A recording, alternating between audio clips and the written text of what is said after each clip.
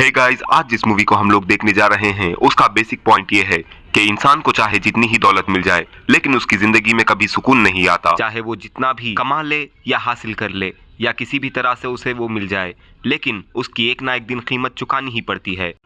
इस मूवी के main characters एक यंग कपल हैं जिनमें लड़के का नाम मैट और लड़की का नाम केट है। मैट एक आर्टिस्ट है और केट एक ट्रांसलेटर। ये दोनों एक छोटे से गांव में घर लेकर वहां की तरफ शिफ्ट हो जाते हैं और वहां पर अपनी जिंदगी को आगे बढ़ाने की कोशिश करते हैं। इन दोनों ने अपना प्रोफेशन छोड़ दिया है और वो दोनों कुछ नया करने की कोशिश में लगे हैं। ये लोग उस घर को एक्सप्लोर कर रहे होते हैं, तभी मैट को एक दरवाजा मिलता है जिसकी चाबी उन्हें पुराने सामान में मिल जाती है। और जब मैट उस चाबी को उस दरवाजे के अंदर डालता है और उसे ओपन करता है, तभी घर की सारी लाइट्स ब्लिंक होने लगती हैं और वहां पर अंधेरा हो जाता है। और इस सीन के बाद हमें अगला दिन दिखाया जाता है जहां पर केट एक इलेक्ट्रिशियन को बुलाती है और वो आकर उनका घर चेक करता है। जब वो लोग बेसमेंट में पहुंचते हैं तो वहां का नजारा देखकर अचंभित हो जाता है, क्योंकि वहां पर कोई भी एक ऐसा कोना ना था जहां पर कोई वायर्स ना हो। इतनी सारी वायरिंग को देखने के बाद वो इलेक्ट्रिशियन तो उनकी कोई मदद नहीं कर पाता और वो वहां से चला जाता है। और हमें उसी कमरे में एक अजीब सी व्हील भी दिखाई जाती है जो कि उस घर का मेन सोर्स थी। और जब वो इलेक्ट्रिशियन वहां से जाने लगता है तो वो उनसे कहता है कि मैं तो हैरान हूँ कि आप लोगों ने ये घर खरीद लिया, क्योंकि मैंने सुना है कि इस घर में जो लोग पहले रहते थे उनका बेरहमी से कत्ल कर दिया गया था। जिसे सुनकर मैट काफी डर जाता है, क्योंकि वो लोग एक ऐसे घर में रह रहे थे जहां पर किसी का मर्डर हुआ था और जाहिर है कि ये बात इन लोगों के लिए भी काफी डेंजरस थी। ये बातें वो केट से शेयर नहीं करता और खुद इस पर रिसर्च करने लगता है, जिसके बाद उसे पता लगता है कि वहां पर एक कपल रहा करते थे जिनका मर्डर एक लड़के ने कर दिया था और उन्हें मारने की वजह किसी को अभी तक नहीं पता चली। जिसके बाद उस लड़के को 1975 में एक मेंटल असाइलम में भेज दिया गया था। जिसके बाद वो उस रूम में जाकर अकेला बैठ जाता है और विश करता है कि काश मेरे पास एक और वाइन की बॉटल होती। तभी वहां पर लाइट्स ब्लिंक होना शुरू होती हैं और अंधेरा हो जाता है। जब फिर से लाइट वापस आती है तो उसके सामने एक वाइन की बॉटल होती है, जिसे देखकर वो डर जाता है और फिर उसे उठाता है। नेक्स्ट मॉर्निंग जब केट जागती है तब वो ये देखकर हैरान हो जाती है कि सारे घर की लाइट्स ब्लिंक हो रही है और मैट उस कमरे में बैठकर कुछ कर रहा था। वहां पर बहुत सारी पेंटिंग्स और नए कपड़े भी थे। जब केट मैट के पास पहुंचती है तब वो उसे सारी सच्चाई बताने लगता है और कहता है कि ये कमरा हमें जो चाहे वो दे सकता है। हम यहाँ पर जो भी विश मांगे वो सच हो जाती है, चाहो तो तुम खुद आजमा कर देख लो। लेकिन केट को मैट की बात पर कोई भरोसा नहीं होता, लेकिन फिर भी मैट के फोर्स करने पर केट पैसों की विश करती है। जिसके बाद उस रूम की लाइट्स ब्लिंक होना शुरू हो जाती हैं और वहाँ पर अंधेरा हो जाता है। और जब रोशनी वापस आती है तो मैट को उस रूम के एक कोने में थोड़े से पैसे मिलते हैं।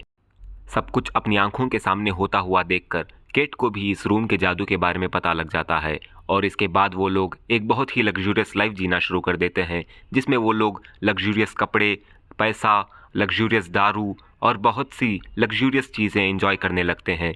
और वो रूम उन्हें हर उस चीज़ से प्रोवाइड करता है जिसकी उन्होंने विश की हो। इस रूम की लग्जरीज को एंजॉय कर कर वो लोग बहुत खुश होते हैं, लेकिन ये खुशी ज़्यादा टाइम तक लास्ट नहीं करती, क्योंकि इस रूम के इतना कुछ उन्हें देने के बाद भी केट को कुछ परेशानी सी रहती थी, जिसमें मैट उसे फैमिली प्लानिंग के बारे में सजेस्ट करता है। लेकिन केट इस बात को बिल्कुल भी नहीं मानती, क्योंकि पहले ही 2 बार उसका डिस्कैरेज हो चुका था। वो लोग बहुत परेशान होते हैं, जिसके बाद मैट थोड़ी खुली हवा लेने के लिए वहाँ से उठकर बाहर की तरफ चला जाता है। और जब केट बहुत परेशान होती है और अकेली होती है तब वो उस रूम से एक बच्चे की विश कर लेती है और वो रूम उसे एक बच्चा प्रोवाइड कर भी देता है। और जब मैट अपने घर को वापस पहुंचता है और वहां पर एक छोटे से बच्चे को देखकर वो बहुत परेशान हो जाता है और केट से कहता है कि हमें उस रूम से सिर्फ चीज़ें मंगवानी थी, तुमने किसी इंसान को क्यों मंगवा लिया, तुमने ऐसा क्यों किया। जिसके बाद उन दोनों में बहुत झगड़ा हो जाता है और वो दोनों अलग अलग हो जाते हैं।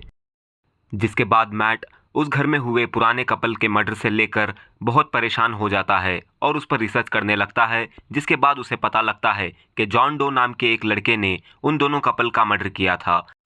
और फिर मैट खुद उससे मिलने के लिए मेंटल असाइलम की तरफ चल पड़ता है।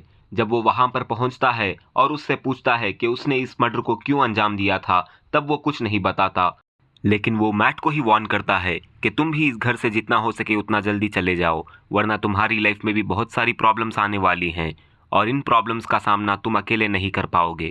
यहाँ से निराश होकर मैट अपने घर की तरफ लौट जाता है और रास्ते में जब वो पेट्रोल बंक पर खड़ता है और अपने जेब से पैसे निकालने की कोशिश करता है तब उसके जेब से सिर्फ धूल निकलती है, जिसके बाद उसे पता लगता है कि उस रूम से दी गई हर चीज़, चाहे वो पैसा हो या कोई और चीज़ हो, वो उस घर से बाहर आने के बाद 5 मिनट के अंदर अंदर मिट्टी बन जाती है।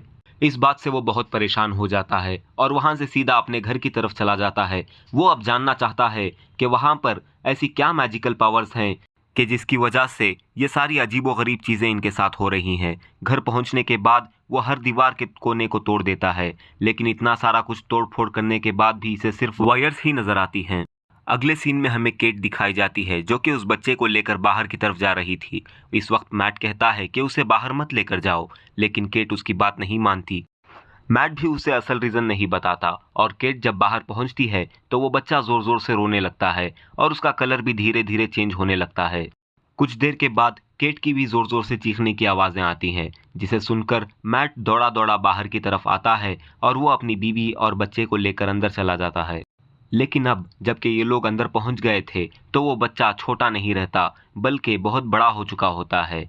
यहाँ पर इन दोनों को ये पता लगता है कि कोई भी जिंदा चीज़ जो कि उस रूम ने दी हो वो अगर यहाँ से बाहर जाएगी तो वो बहुत जल्दी अपनी उम्र खो देगी और जल्दी ही बूढ़ी होकर मर जाएगी।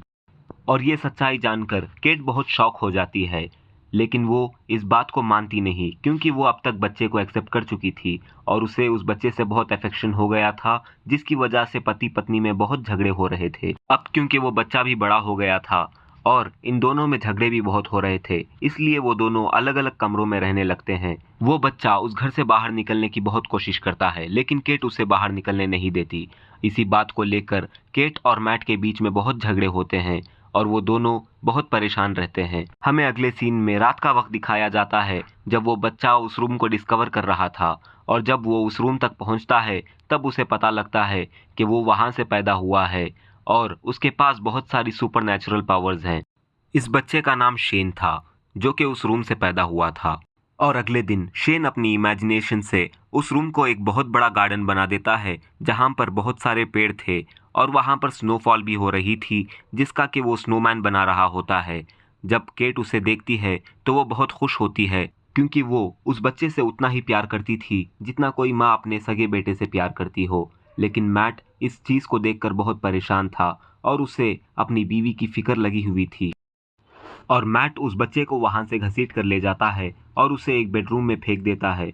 जिसके बाद मेंटल अजाइलम से जॉन डो का फ़ोन आता है और वो मैट को बताता है कि उसने उस कपल का खून क्यों किया था और वो कहता है कि मैंने उस कपल को इसलिए मारा था क्योंकि उन लोगों ने उस रूम से एक बच्चा विश कर दिया था और वो बच्चा कोई और नहीं, मैं खुद ही था, क्योंकि जॉन डो को बाहर जाना था, दुनिया एक्सप्लोर करनी थी और बहुत सारी चीज़ें करनी थी। लेकिन उस घर के रिस्ट्रिक्शन की वजह से रूम उससे कहता है कि जिन्होंने तुम्हें इस दुनिया में बुलाया है तुम अगर उन्हीं को मार दो तो मैं तुम्हें बाहर जाने का मौका दूंगा। और उस रूम की बात मानकर मैंने उन कपल का मर्डर कर दिया और देखो आज मैं आज़ाद भी हूँ। और दूसरी तरफ लाइन पर केट उन दोनों की बातें सुन लेती है और गुस्से में अपनी गाड़ी उठाकर लेट नाइट बाहर निकल जाती है और सारी रात वापस ही नहीं आती और अपनी गलती का पछतावा करती है कि मैंने क्या किया। और दूसरी तरफ मैट को शेन पर काफ़ी गुस्सा आ रहा होता है और वो गुस्से में आकर शेन को सारी सच्चाई बता देता है कि हमने तुम्हें उस रूम से विश किया था और अगर तुम इस घर से 5 मिनट के लिए भी बाहर जाओगे